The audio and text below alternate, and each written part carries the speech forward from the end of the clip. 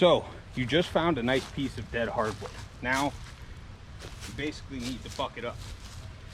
And bucking, felling a tree, is the process of cutting a tree down from its roots. Bucking a tree is the process of cutting a fallen tree into different pieces so that you can use it for a fire or for usable wood. Now, bucking a tree is pretty straightforward. However, some people just typically mess it up. And the reason is their blade will get clamped in the actual wood when they go to cut it. They're not utilizing leverage. So here's a perfect example of what not to do. If I were to come over here and start cutting this here, what would happen? Eventually, the weight over here and the weight over here would start to clamp on the blade, and it would no longer allow me to cut anything. However, if you look over here, how I had it set up, basically I'm using gravity to my advantage. So here, as I cut, I'm going to put my foot down so this isn't rocking around. And I'm going to want to try to cut along the top here as much as possible. Now I know my posture and how low this is. I'm going to be somewhat hunched over. So I will be cutting it kind of on the far side once I can get the blade set in. And as I get the blade set in and I can tell I'm cutting fairly straight, I'm going to want to brace it with my hand, putting downward pressure, and start cutting from the top.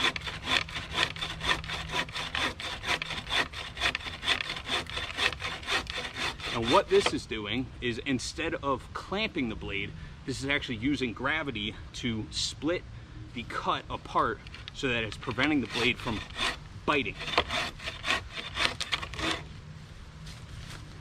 There I have my piece. Now all I do, grab the end, pull it towards me, and start on the next piece. And that's how you buck a log. Now, if you don't have a saw for bucking and all you have is an axe, basically the technique to it is pretty simple. All you have to do is make sure the area around is pretty clear.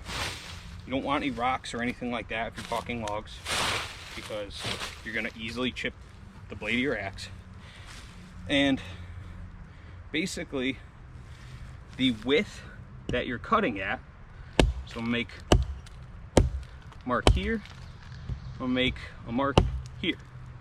So the width of the cut is going to be about the same width as the log. And the reason is that gives you enough room to swing, it gives you enough room to chip pieces out.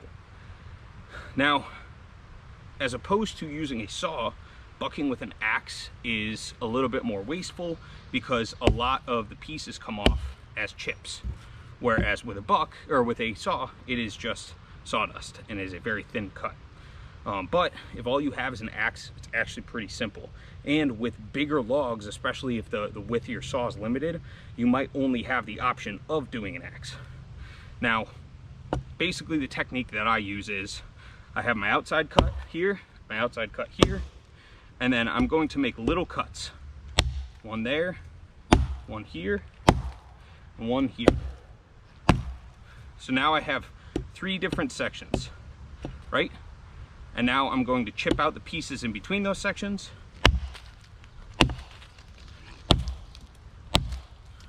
And then repeat the process. So I come in the middle, chop there, chop there, chop here, chop there, chop here, and chop there. Now I'm just going to basically repeat the process again.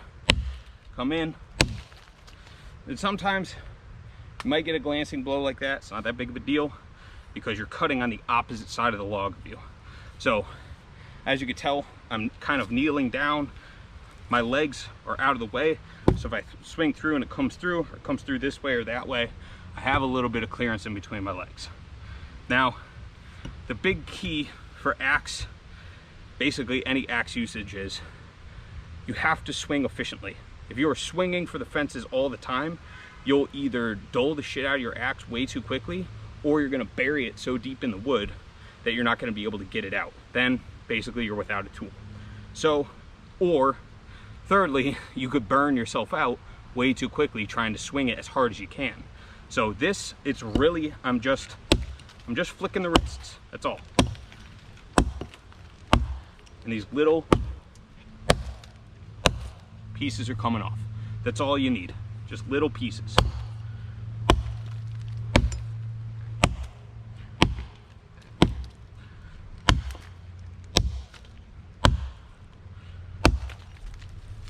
Now, if you want to start putting a little more juice to it, throw a little more strength into it, that's okay, but just know, you know, where your limits are and not to burn yourself out. So I'm going to start swinging a little bit harder, hopefully trying to get a little bit deeper on this log and chip out bigger pieces.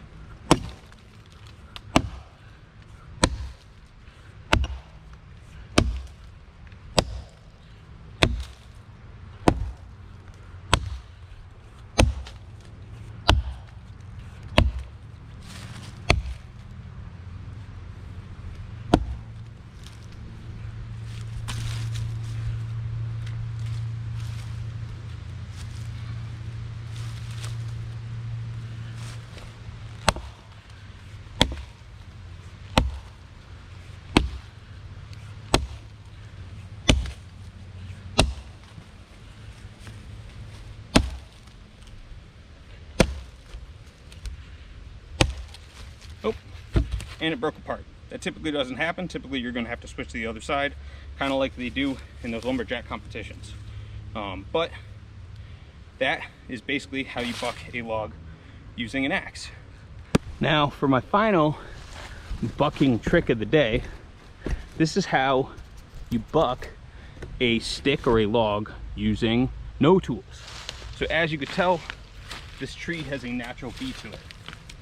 And this stick is dry and it's basically ready to be used in a fire. So I don't have any tools, I don't have a saw or an axe. So basically what I'm going to do is stick the stick in the crotch of the tree and then slowly lean back. And the leverage of that, it basically acts like a vise. It no longer lets the tree flex, and it breaks essentially exactly where you want it to.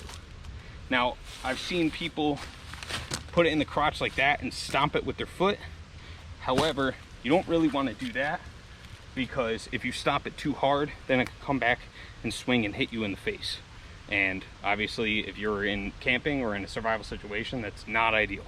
So just stick your stick through, line up where you want it to break, and snap it. That's all you got to do.